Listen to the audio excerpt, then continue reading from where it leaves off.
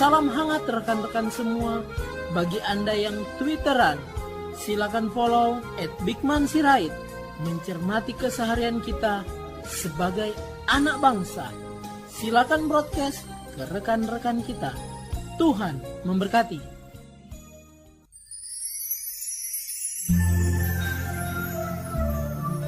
Salam sejahtera para pendengar yang terkasih. Selamat bertemu kembali dengan Yayasan Pelayanan Media Antioquia yang didirikan oleh Pendeta Bigman Sirait untuk melayani Tuhan Kepala Gereja melalui media.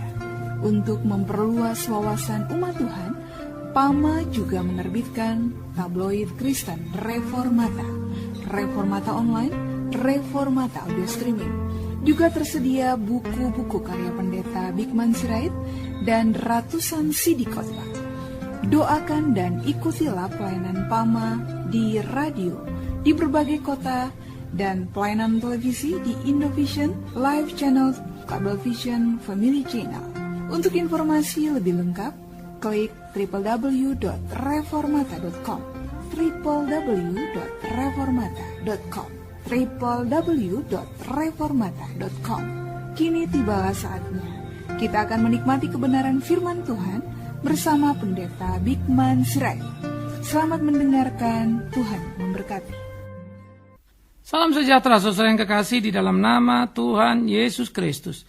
Kembali kita bertemu dan merenungkan kebenaran firman Tuhan, bagaimana seharusnya kita berjalan di dalam kehidupan, menggumuli hari-hari kita dan menjalankan tugas kita untuk kemuliaan nama Tuhan. Saudara-saudara, Roma pasal 12 ayat yang kedua. Roma pasal 12 ayat yang kedua. Janganlah kamu menjadi serupa dengan dunia ini, tetapi berubahlah oleh pembaruan budimu, sehingga kamu dapat membedakan manakah kehendak Allah, apa yang baik, yang berkenan kepada Allah, dan yang sempurna. Nah, saudara-saudara yang dikasihi oleh Tuhan Yesus Kristus, firman yang memperbarui itu firman yang seperti apa? Nah, maka mari kita melihat apa yang dikatakan oleh Alkitab di dalam tuntutan gugatan terhadap setiap orang yang sudah mengenal firman Tuhan.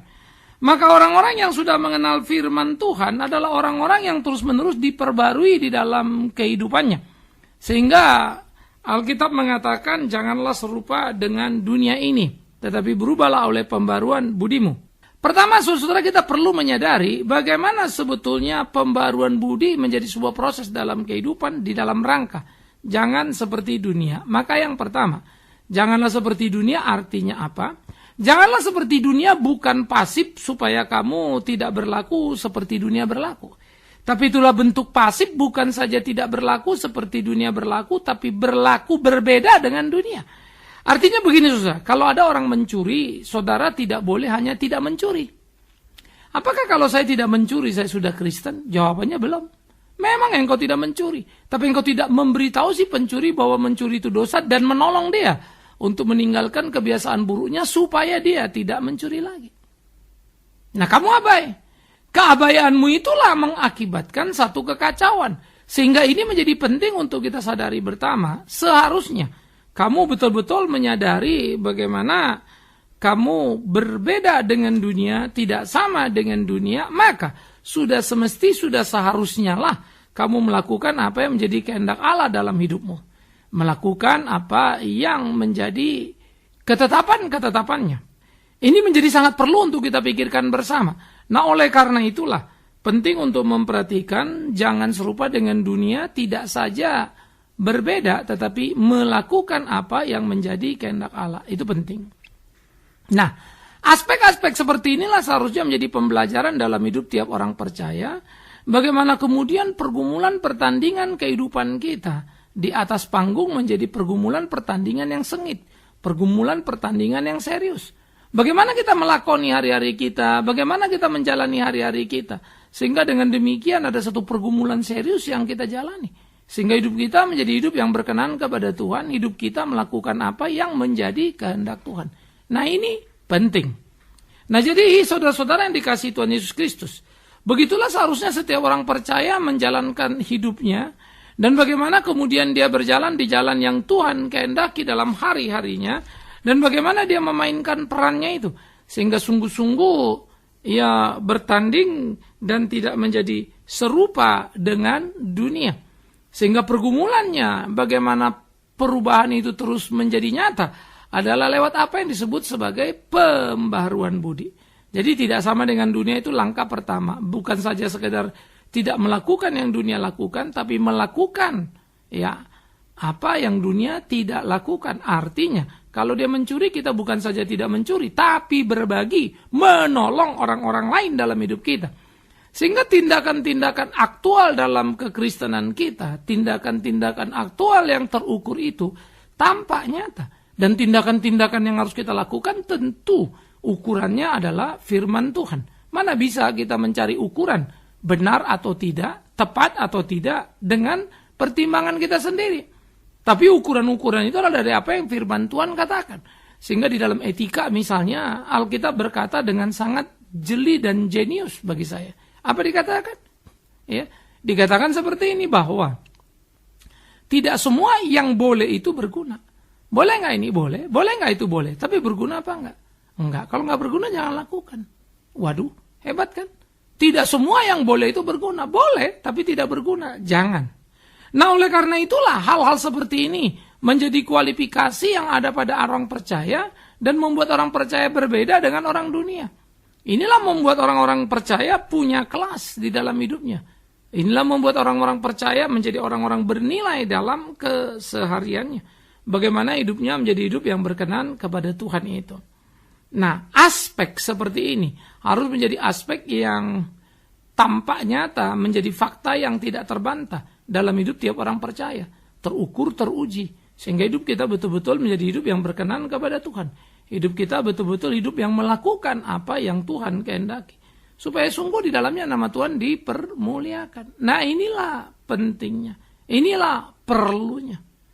Jadi saudara-saudara yang dikasihi oleh Tuhan Yesus Kristus. Hidup kita harus sungguh-sungguh menjadi hidup yang berkenan kepada Tuhan. Harus. Hidup kita harus menjadi hidup yang memuliakan nama Tuhan. Harus. Dan kita tidak boleh lari dari sana. Kita harus ada di sana dan melakukan apa yang menjadi kehendaknya. Itulah kehidupan kita. Nah, hidup inilah yang harus kita jalani sehingga sungguh-sungguh kita melakukan apa yang menjadi kehendak Tuhan itu, dan itu sungguh-sungguh membawa kita makin dekat kepada Dia.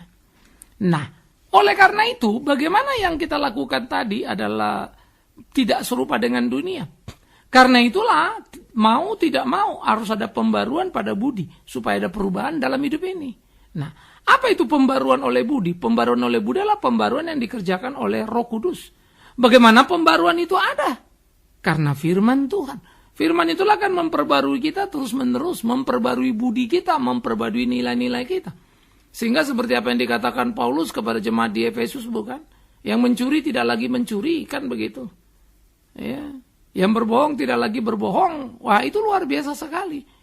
Tetapi tidak akan ada sebuah perubahan tanpa pembaruan budi dalam diri itu. Nah, karena itu Roh Kudus akan mempekerjakan pembaruan itu. Sehingga makin hari kita diperbarui terus-menerus menjadi seperti yang dikehendaki Alkitab. Itu perlu, itu penting. Nah, jadi inilah yang harusnya kita cari, saudara. Sehingga diperbarui terus-menerus menjadi seperti yang dikehendaki oleh Alkitab. Diperbarui terus-menerus seperti apa yang dikehendaki oleh Yesus Kristus. Itu menjadi ukuran yang harus dalam hidup orang percaya. Nah, itu harus kita jalani, nah itu harus kita lakoni, nah itu harus kita bentuk, kita wujud nyatakan dalam hidup keseharian kita. Sehingga hidup kita sungguh-sungguh menjadi hidup yang bersaksi tentang Tuhan yang hidup itu. Hidup yang bersaksi, yang memuliakan nama Tuhan itu. Nah, jadi di dalam bagian seperti ini, kehidupan orang percaya menjadi kehidupan yang memperkenankan hati Tuhan. Kehidupan orang percaya sungguh-sungguh menjadi kehidupan yang meninggikan namanya. Nah, jadi pembaruan budi tadi, bagaimana hubungan akrab dengan Tuhan. Hubungan akrab dengan Tuhan itu bukan dengar-dengar suara Tuhan, merasakan Tuhan hadir. No. Anda tidak mistis begitu. Hubungan akrab dengan Tuhan, mendengar suara Tuhan adalah dengan membaca firman-Nya, merenungkan. Maka Roh Kudus akan memberi pencerahan terhadap apa yang kita baca. Roh Kudus akan memberi pencerahan terhadap apa yang kita renungkan. Sehingga kita mempunyai pengertian, pemahaman ya, yang utuh dalam memahami kebenaran firman itu. Nah, jadi saudara-saudara yang dikasihi oleh Tuhan Yesus Kristus, marilah kita jalani hari-hari kita, hidup kita, dan bagaimana seharusnya kita melakoninya. Sehingga hidup itu sungguh-sungguh menjadi hidup yang berkenan kepada Tuhan. Hidup yang memuliakan nama Tuhan. Ya. Nah, ini yang harus dilakukan. Oleh karena itu kesadaran akan pembaruan budi harus menjadi kesadaran yang terus-menerus ada dalam hidup orang percaya dan bertumbuh. Dan itu tidak bisa kita kemudian bermain-main dengan hal itu. Pembaruan budi itu harus tampak nyata. Pembaruan budi itu harus terukur, aktual. Nah, ini yang mesti kita pikirkan. Ini yang mesti kita jalani. Sehingga hidup kita sungguh-sungguh menjadi hidup yang memuliakan nama Tuhan itu. Jadi saudara-saudara yang dikasihi oleh Tuhan Yesus Kristus, bagaimana kita berjalan di dalam kehidupan kita dan bertanding dalam panggung kehidupan, bukan apa yang menjadi kehendak Tuhan itu. Sehingga bagaimana kemudian pembaruan budi tadi menjadi sebuah proses yang terus-menerus. Pembaruan budi yang dikerjakan oleh Roh Kudus itu membuat kita teguh, kuat berdiri dalam melewati hari-hari kita, dalam menjalani hari-hari kita. Sehingga sungguh di dalamnya nama Tuhan dipermuliakan. Nah, ini menjadi kerinduan kita, ini menjadi gairah kita. Ini menjadi semangat kita untuk terus kita berjalan dalam hidup yang sesuai dengan kehendak Tuhan. Nah, jadi saudara yang dikasihi oleh Tuhan Yesus Kristus, marilah kita memikirkan, marilah kita merenungkan apa yang menjadi kehendak Tuhan dalam kehidupan kita dan bagaimana kita menjalaninya. Bagaimana kita memenangkan pertempuran kita. Bagaimana kita memainkan peran yang harusnya memang kita mainkan dalam kehidupan kita. Maka pembaruan budi tadi terus akan tampak nyata. Nah, itu yang disebut sebetulnya oleh gereja reformasi. Nah, itulah pembaruan. Sementara outputnya adalah transformasi. Ya, saya pernah membicarakan ini secara spesifik. Reformasi itu adalah gereja punya semangat. Gerakan reformasi di Republik ini itu mencontoh apa yang terjadi di Eropa di waktu lampau, di mana gereja ya melakukan gerakan yang disebut reformasi, yaitu memperbarui diri. Memperbarui diri gimana? Supaya seperti Alkitab, ukurannya ada jelas. Kalau transformasi berubah kemana? Ya berubah untuk lebih baik. Lebih baik ukurannya siapa? Nah, itu hati-hati. Karena transformasi bisa jadi tanpa reformasi. Misalnya undang-undang dasar di Republik ini sudah diamandemen. Transformasi itu perubahan. Kalau dulu presiden tidak dibatasi, sekarang dibatasi. Jangan lupa Alkitab tidak bisa diamandemen. Alkitab tidak bisa dirubah, bukan? Nah, karena itulah bisnis gereja itulah reformasi. Sehingga diperbarui terus-menerus menjadi seperti apa perintah Tuhan. Sementara transformasi adalah berubah terus-menerus untuk mencari format yang paling pas. Tapi orang yang direformasi oleh Alkitab akan ada perubahan. Perubahan apa? Perilakunya. Jadi yang disebut transformasi, perubahan itu bukan perubahan tata ibadah, perubahan cara nyanyi. Bukan. Perubahan kualitas hidup yang makin menyerupai kehendak Kristus. Itu loh saudara. Karena itu memang kita sudah salah kaprah, salah arah. Karena basis pemikiran filosofis yang mestinya dipahami dan dimengerti itu diabaikan. Sehingga kemudian orang asal comot dan jadilah hal-hal yang kemudian membingungkan. Tidak tepat arah. Dan ini berbahaya. Oleh karena itu apa yang diajarkan oleh Alkitab sebagai pembaharuan budi. Yang dikerjakan oleh Roh Kudus terus-menerus dalam kehidupan. Pembaruan budi. Yang dikerjakan oleh Roh Kudus dalam keseharian bagaimana seharusnya kita menjalani kehidupan. Itu harus menjadi bekal dalam hidup kita sebagai orang percaya. Itu harus jadi bekal yang mengatur langkah-langkah di kehidupan kita. Nah, maka pembaruan budi tadi membuat kita makin mengerti kehendak Allah. Lalu kita hidup dalam kehendaknya. Maka sudah pasti kita akan menjadi berbeda dengan dunia. Tidak sama dengan dunia. Luar biasa ya. Disinilah sebetulnya kesungguhan dalam hidup tiap orang percaya. Sehingga dikatakan kamu dapat membedakan mana kehendak Allah yang baik, yang berkenan pada Allah yang sempurna. Tapi bagian ini saya akan bahas nanti satu sesi tersendiri begitu. Sehingga kita bicara dulu pembaruan budi dan perubahan yang terukur tadi. Nah, oleh karena itu pembaruan budi yang terus-menerus oleh Roh Kudus. Karena perenungan kita akan Alkitab. Karena pembacaan kita akan Alkitab. Karena pengertian kita akan Alkitab. Sehingga hidup kita menyerupai Kristus. Ukurannya adalah Kristus. Ukurannya adalah Alkitab, firman hidup. Dan tidak ada ukuran yang lainnya. Kita tidak bisa membuat ukuran-ukuran lain. Dan kita tidak bisa sembarangan di dalam hal seperti itu. Tapi bagaimana kita sungguh-sungguh berpegang pada Tuhan itu, melakukan kehendak Tuhan itu, biarlah itu menjadi pemikiran bersama kita. Nah, inilah yang harusnya dipikirkan oleh tiap orang percaya di dalam menjalani hari-harinya, melewati kehidupannya, kan begitu. Sehingga dengan demikian hidupnya itu menjadi hidup yang berkenan kepada Tuhannya. Ini saya pikir pikiran yang harus kita tumbuh kembangkan.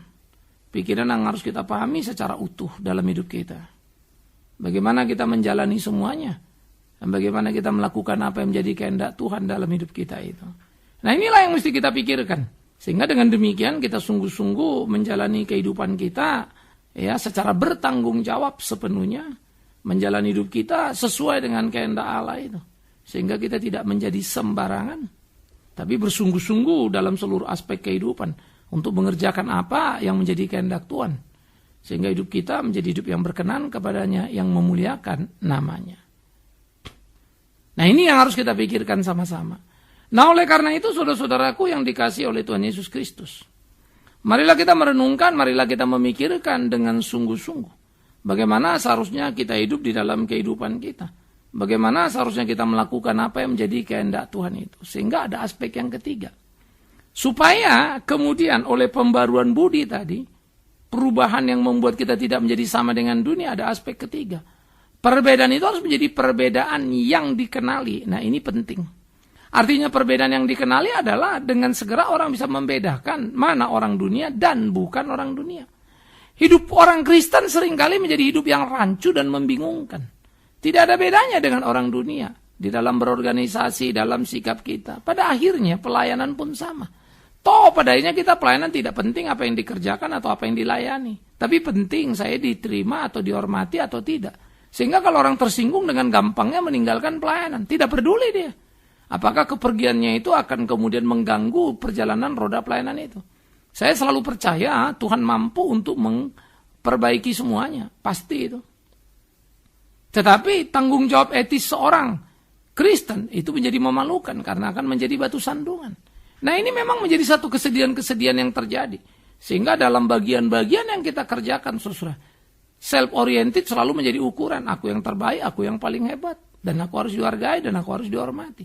Nah, ini sulit sekali kita menjadikan misalnya tujuan pelayanan, apa yang menjadi visi yang kita lihat mau diemban itu lebih penting daripada sekedar apa yang kita inginkan. Nah, ini yang tidak gampang. Ya, karena itulah sebetulnya semua orang harus tunduk pada kehendak Allah, pimpinan Allah. Melakukan apa yang kemudian memperkenankan hati Allah dan bukan sekedar menyenangkan dirinya sendiri. Inilah yang harusnya kita pikirkan dalam kehidupan keseharian kita sehingga kita bisa berjalan di jalan yang dikehendakinya. Melakukan apa yang menjadi ketetapan-ketetapan Tuhan. Sehingga dengan demikian hidup kita sungguh-sungguh menjadi hidup yang luar biasa itu. Bukankah itu harusnya menjadi kerinduan tiap orang percaya, saudara-saudara yang kekasih? Menjadi pergumulan yang diwujud nyatakan. Sehingga dengan demikian kita sungguh-sungguh serius dalam menjalani hari-hari kita, dalam hidup menyenangkan hati Tuhan kita. Nah, saya pikir ini harus menjadi semangatnya orang Kristen. Sehingga perubahan yang dikenali tadi menjadi perubahan yang dengan segera orang tahu mana anak Tuhan dan mana bukan. Nah, kalau kita dalam hidup kita, ya kita pernah merenungkan bagian itu ya. Alkitab berkata kalau hidup keagamaanmu tidak lebih baik dari orang Farisi, kamu tidak masuk surga. Kalau orang Kristen merasa dia masuk surga, padahal hidupnya tidak lebih baik dari orang di sekitarnya, itu sebetulnya penghinaan dan pelecehan. Ya, kenapa saya bilang begitu? Karena memang Anda masuk surga dan yakin masuk surga. Pasti hidup orang yang jalan ke surga itu berbeda dengan dunia, bukan? Karena Tuhan bilang jadilah garam dan terang dunia. Nah, kalau kamu terang kan dunia gelap. Kalau dunia gelap kamu terang kan bedanya bumi langit. Bisa nggak dikenali seperti itu? Enggak, Pak, tapi mirip-mirip. Lah kalau mirip-mirip bagaimana kamu yakin kamu masuk surga? Oh, Tuhan akan menebus, Tuhan itu janji Tuhan. Memang ini bukan kebaikan manusia. Betul, bukan kebaikan manusia. Tapi kebaikan Allah yang ditaruhnya pada manusia, anugerah Allah yang diletakkannya pada manusia, dan manusia yang menerima dan merasakannya. Pasti itu sesuai kehendaknya. Tolong jangan salah. Itu dulu yang mesti kita mengerti. Jadi jangan asal saja. Lalu memede-medekan, apa itu memede-medekan lagi ya? Meyakin-yakinkan diri, sehingga pede sendirian. Nah, inilah kebahayaan dari gereja Tuhan yang sesungguhnya. Nah, karena itu, pembaruan budi tadi, ya, yang membuat kita tidak serupa dengan dunia, harus bisa dikenali, dan ini harus jadi bisnis kita. Bisnis yang terus-menerus yang tidak boleh dilupakan, tidak boleh diabaikan. Sehingga dengan demikian sesungguhnya lah kita bisa dikenali ada identitas perilaku dalam hidup kita. Identitas buah kehidupan itu bisa dibaca orang. Sehingga firman itu betul-betul memperbarui kita. Dan saudara-saudara, kita pun akan mampu mengenali diri kita. Kita pun akan mampu melihat dan mengukur diri kita. Sudahkah atau belumkah? Kan begitu. Karena itu bukan barang gaib itu. Nah, jadi inilah saya pikir kehidupan orang Kristen yang harus menjadi bukti tidak terbantah. Inilah orang Kristen yang semestinya. Hidup yang mesti diwujud nyatakan dalam hidup keseharian kita sebagai orang-orang percaya. Di sini Tuhan menolong kita, di sini Tuhan akan membimbing kita, di sini Tuhan akan memampukan kita untuk menjalani hari-hari kita sehingga kita boleh hidup sesuai dengan kehendak Tuhan kita. Kita bisa melakukan apa yang menjadi kehendaknya. Sehingga di dalam seluruh aspek pergumulan kehidupan kita, ya, kita bisa menjalani apa yang menjadi kehendak Tuhan. Dan di dalam seluruh aspek kehidupan kita, menjalani apa yang menjadi kehendak Tuhan, disitulah hidup kita memuliakan nama Tuhan. Jadi sadarilah itu, pahamilah itu, mengertilah itu. Supaya sungguh-sungguh kita boleh hidup seperti apa yang Tuhan mau dan hidup kita berkenan kepada Tuhan. Saudara-saudaraku yang dikasihi Tuhan Yesus Kristus. Ini harus menjadi pemikiran dan perenungan kita di dalam kita menjalani hari-hari kita. Bagaimana seharusnya kita memainkan peran kita itu. Bagaimana kita mengerti apa yang menjadi kehendak Tuhan itu. Sehingga hidup kita sungguh-sungguh seperti tadi itu bisa dikenali. Berbeda dengan dunia, tidak sama dengan dunia. Ya. Bahkan berlaku luar biasa. Melakukan yang dunia tidak lakukan. Dunia mengambil, kita berbagi. Wow, puji Tuhan. Ya, dunia ribut, kita damai. Wow, puji Tuhan. Tapi kok kita mirip Pak? Nah lo, berarti belum ada pembaruan budi. Kan gitu kan? Berarti masih sama dengan dunia ini. Gampang lah ngukurnya ya. Oh kalau gitu memang jemaat payah-payah. Oh, pendeta yang sudah banyak berubah. Oh enggak juga. Karena itu tidak peduli pendeta, enggak peduli bukan pendeta. Perilaku menjadi penting dan ukuran dalam kehidupannya. Tapi bukan perilaku yang menyelamatkan, anugerah Tuhan. Hanya saja orang yang diselamatkan pasti perilakunya jadi benar. Itu kan logika sederhana. Jadi kalau ada orang menyebut Tuhan, bagaimana Pak? Dia percaya sungguh-sungguh, ibadahnya sungguh-sungguh. Ada ayatnya, tidak semua orang menyebut namaku Tuhan, Tuhan masuk surga. Mereka yang melakukan kehendak Bapakku, nah itu yang ke surga. Bagaimana bisa dikenali? Perbuatannya. Susah amat. Beda dengan dunia, tidak sama dengan dunia, melakukan yang dunia tidak lakukan. Mari kita ukur diri kita. Di situkah kita? Seperti itukah kita? Karena jikalau tidak, saya harap kita tidak terlalu menjadi orang yang sangat pede, percaya diri gitu ya. Lalu membesarkan perkara-perkara kecil, seakan-akan diri hebat dan sudah. Padahal belum. Ini rawan. Jadi hati-hatilah saudara-saudaraku yang kekasih. Oleh karena itu jangan pernah menjadi sama dengan dunia. Tapi berubahlah oleh pembaruan budi. Sehingga engkau bisa dikenali sebagai milik Allah, anak Tuhan yang hidup itu. Sehingga engkau bisa dikenali sebagai gereja yang sejati. Bukan yang ecek-ecek. Biarlah Tuhan menolong kita, Tuhan memimpin kita. Sehingga hidup kita jadi berkat dan bukan batu sandungan. Puji nama Tuhan. Selamat berbeda dengan dunia oleh pembaruan budi yang dikerjakan Roh Tuhan. Oleh firman yang hidup. Amin. Mari kita berdoa. Kami bersyukur, kami berterima kasih untuk cinta kasih-Mu ya Tuhan. Tolong kami, pimpin kami, hidup kami terus berubah oleh pembaruan budi. Sehingga pembaruan budi boleh membawa kami makin seperti yang Allah kehendaki. Demi Yesus Kristus. Pusat hidup kami, pusat reformasi itu, pusat pembaruan itu. Kami berdoa, kami memohon. Terpujilah Tuhan. Amin. Kita telah mendengarkan firman Tuhan yang disampaikan oleh Pendeta Bigman Sirait. Bagi Anda yang merasa diberkati dan ingin menjadi mitra Pama dalam melayani melalui doa, daya dan dana, silakan menghubungi kami melalui telepon 021 392 4229 021 392 4229. Email di pama_yayasan@yahoo.com pama_yayasan@yahoo.com. Sampai bertemu kembali di waktu dan gelombang yang sama. Tuhan memberkati.